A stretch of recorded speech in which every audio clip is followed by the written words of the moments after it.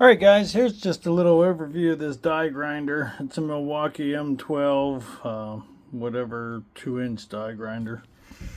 I got an abrasive pad on there. Working on a small engine here. I'm going to clean up the rest of the gasket surface there on the block here.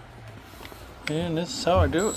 Once I take the razor blade and scrape the big stuff off, I just real lightly hit it with this.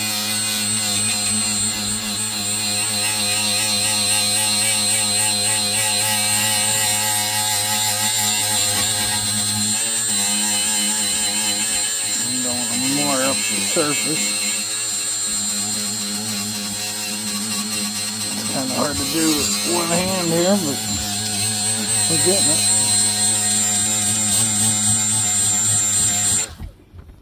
That's just a quick overview of it.